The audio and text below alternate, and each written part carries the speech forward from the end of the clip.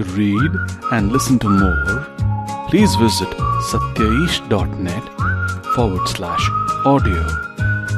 That's satyaish.net/audio.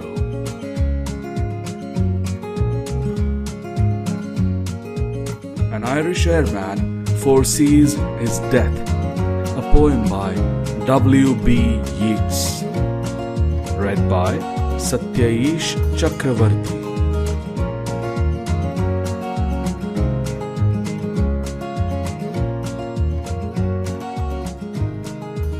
From reading the poem, it looks like it is written by, or at least written from the viewpoint of someone who's in the army or air force, the people who fly airplanes that throw bombs and stuff on enemy territory. And this person is about to face death, maybe in the next few minutes or in the next few days. And when you are in a situation like that, your whole perspective about life changes. You start to ask the fundamental questions of life. And that's what this poem ponders over, as we'll see in a bit. And when this is happening to him in such a plight of mind, he starts to question, I don't want to do any of this. Who is making me do this? I mean, the people I'm fighting, I don't particularly hate those people. And the side that I'm fighting for, I don't know anything about them. I particularly don't love those people. So what got me here? How did I get here? And then he recounts his own village people, where he came from. Those people are innocent, that he's one among them. So the sentiment is that I'm a good man. I belong to a little village where, there's serenity, there is calm, there is a river there is a bunch of trees there. There are good people there. Farmers till the land every day in the hot sun, and the evening they retire back home to their wives and children, and they all make gala and they sing and dance around a fire. And there are cows there. Some people tend to cows. There are cowherds and shepherds, and they serve the cows, and we all drink milk of the cows. And there are some goat keepers there, and the cows bathe in the lake in the afternoons when it gets very hot. And then in the evenings we sit under the shade of the trees. We don't need nothing from anyone. We're all good people. We never wanted to harm anyone. If someone does well, we feel nice for him. We don't feel anything bad about the person's success.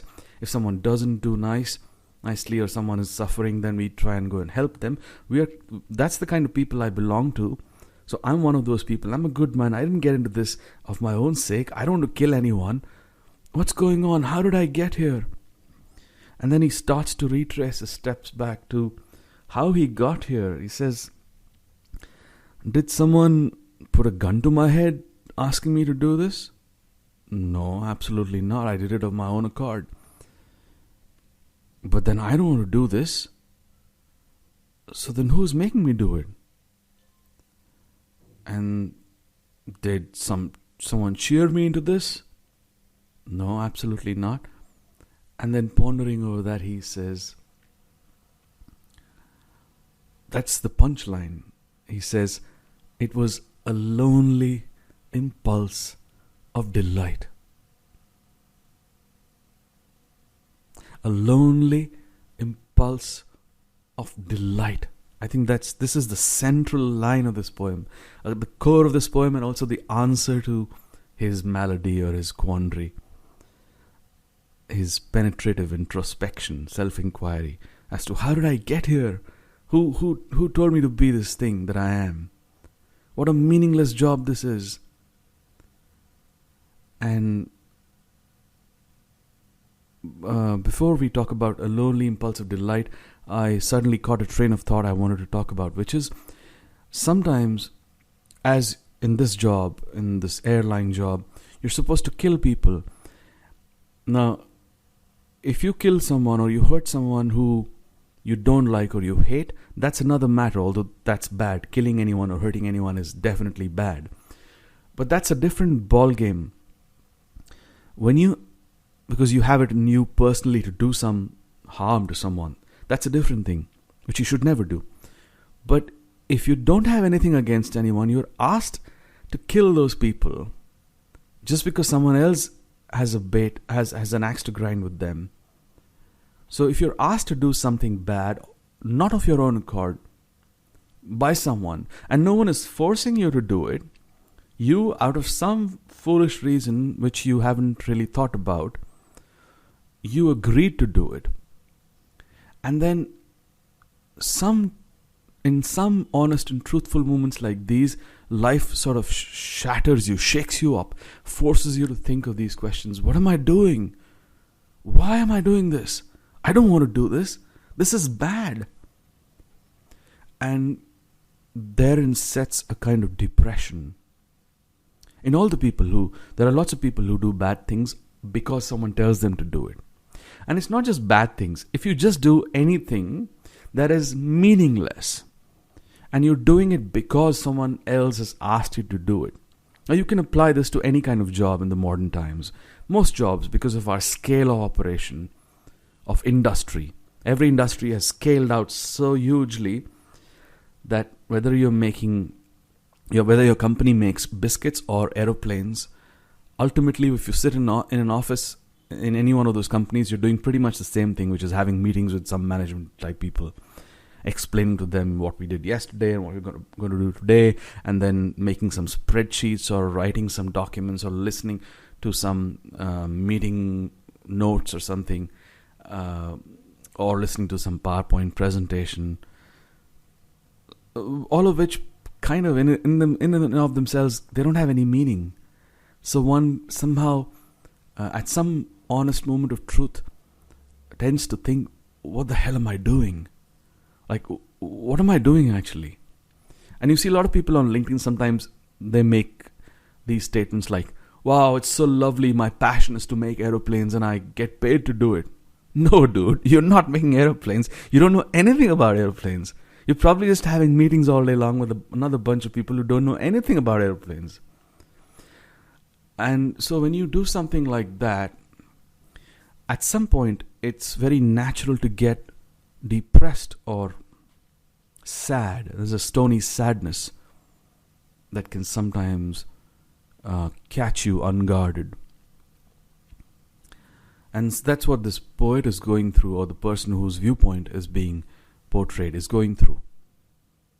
Suddenly catches himself unguarded as to, why am I doing this? This is meaningless.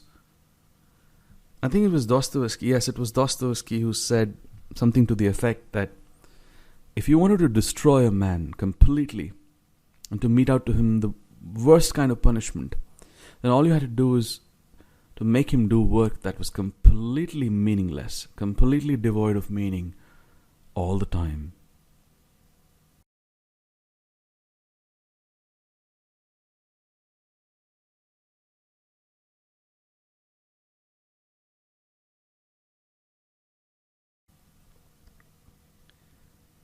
So this poet here, or this pilot here, is wondering, I'm a good man, I don't want to do this. So who has asked me, who is driving me to do this? And he figures out it's a lonely impulse of delight. An impulse, it was just an impulse. What's an impulse? A spontaneous, innocent desire that just crops up. When you're a child, you look up at the sky and you see an aeroplane for the first time and you look with wondering, gaping eyes at what that is. And it catches your fancy. And then you ask, what is that, mommy? And then she tells you, it's an aeroplane. People sit in that and it's like they all fly and go to another place. And then suddenly fall in love with it. Wow, that's so nice. One day I'll also sit in that. And then you grow a little more. And then again, you see another aeroplane, which is a different shape, maybe in a book or in the sky. And you ask, what's that? Aeroplane, aeroplane. And the mama goes, no, that's a fighter plane, in which people sit and they go and they have guns and bombs and they go dishum dishum. And then you say, I'll also sit one day. I sit in that aeroplane. I'll have a big gun. I'll also dishum dishum. I'll shoot everyone. That's a lonely impulsive delight, a childish, innocent desire that drove you to this disastrous end. Isn't that how all things start? I mean, look at your job. A lot of people hate their jobs, right? They have Monday blues or whatever they call them. And Sunday night, the fear starts to creep in. Monday morning, you don't want to go there. You somehow drag yourself there. But no one is forcing you to do that job. I mean, I am reminded of a quote or a sentence, a remark by Peter Thiel, who said, he was talking about his early career in one of the companies, I don't remember which one. And he said it was the kind of company that everyone who wasn't in wanted to get in, and everyone who was already in wanted to desperately get out of. So, isn't everything like that? Almost every job, unless you actually are in love with what you do. Most people who have these Monday blues, they didn't... Nobody put a gun to their head and said, you have to do this. But it's some compulsion. Something compelled you. Maybe, yes, responsibilities. Yes, of course. You have to feed yourself and your family. But also, when you have to feed your family, you could go and water the plants or do something else that could feed your family and you could get by. But you're not just trying to get by, right? You're trying to change jobs and get increments and get promotions, and you stab each other behind the back just to get that promotion, or you change a job to get a 30% increment. That's not just getting by. That's not necessity. That's this impulse at play. There is something that compels us to act in a way which is not actually prudent. It's against any common sense. And so he traces it back. That's a lonely impulsive delight. An impulse which you didn't question. You didn't foresee, obviously, you were innocent. You didn't. So when you take up that next 30% hike promotion at the other company, and you ditch your present company, even though everything is okay, and you're not sure what's going to happen at the new company, maybe it's going to be even worse, you still do it. Why? Greed. You're not trying to get by. What I'm trying to say is, a lonely impulsive delight is that spontaneity, that impulse. No one's putting a gun to your head and saying you better change your job. You're doing it. You're being led, or I should more accurately say, you're being misled into a decision. I'm not saying don't change your job. This is not about jobs. That is just an example I'm trying to quote to get to an abstraction, a psychological abstraction, which is all our decisions are driven by, all our motivations to do any kind of work are driven by the pleasure principle, which is the lonely impulse of delight that the poet calls here.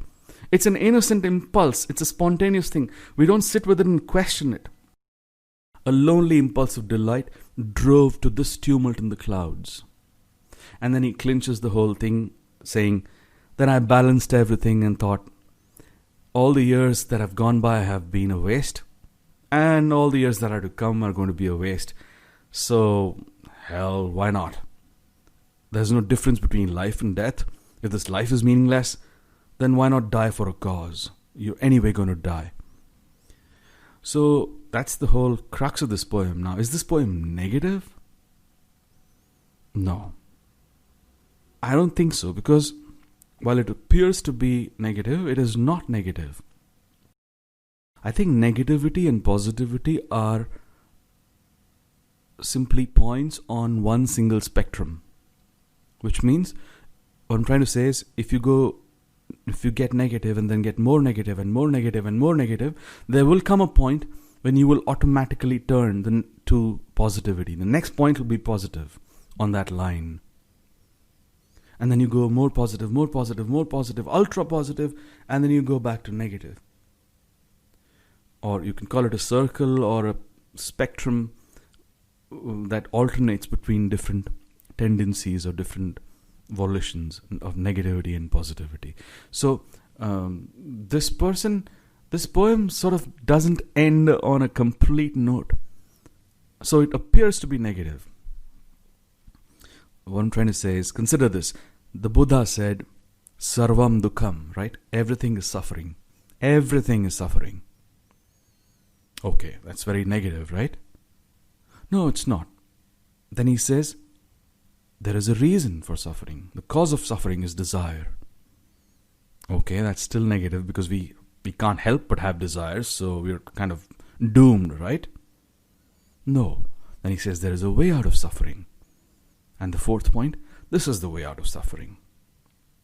So Buddha takes you from the negative. He first establishes the negativity of life, saying everything, you're screwed, dude.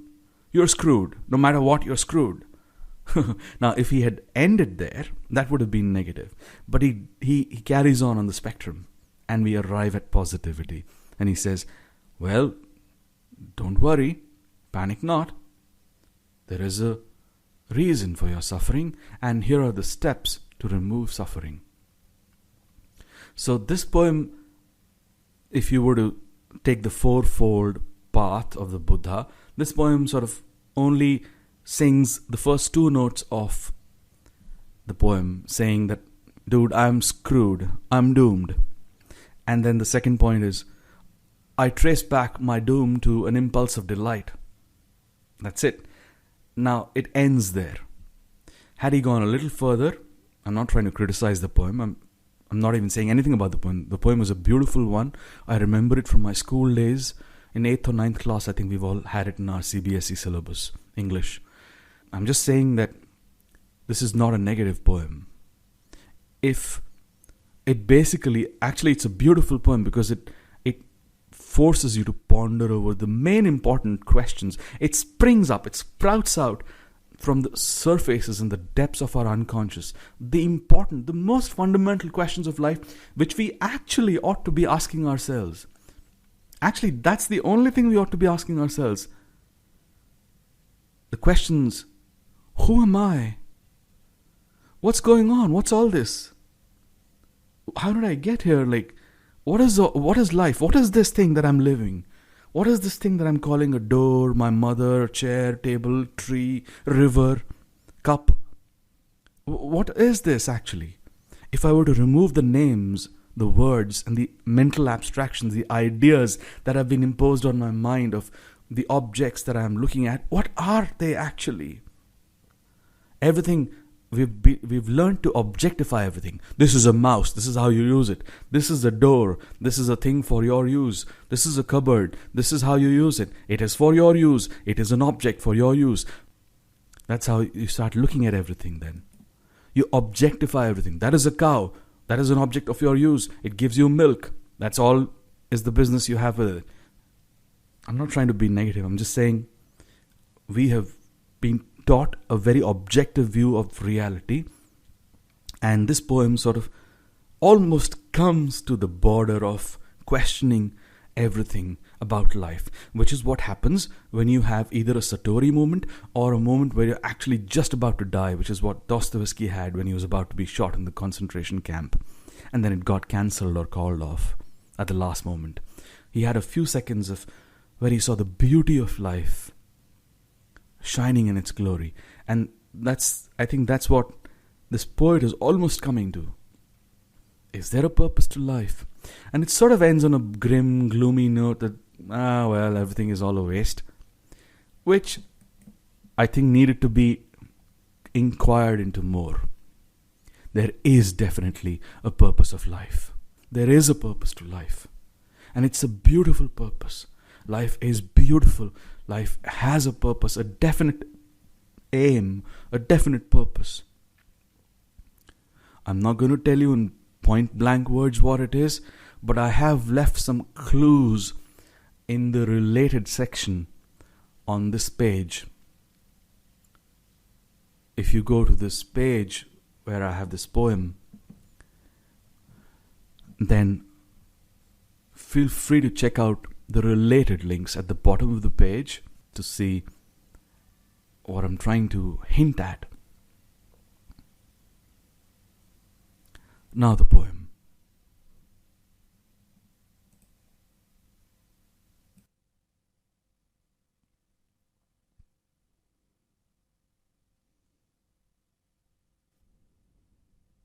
I know that I shall meet my fate somewhere among the clouds above.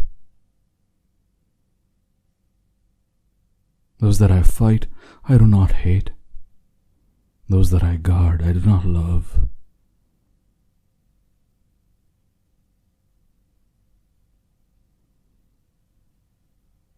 My country is Kiltartan Cross. My countrymen, Kiltartans poor. No likely end could bring them loss or leave them happier than before.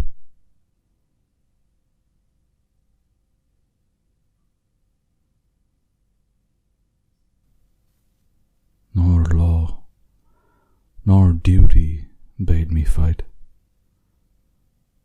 nor public men, nor cheering crowds.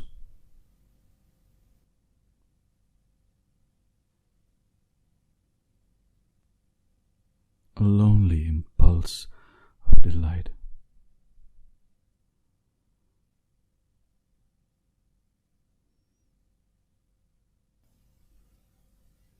A lonely impulse of delight.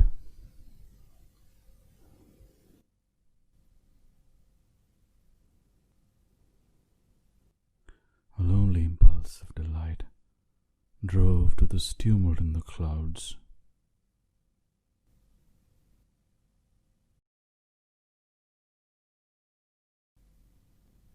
I balanced all, brought all to mind. The years to come seemed a waste of breath, a waste of breath, the years behind. In balance with this life, this death.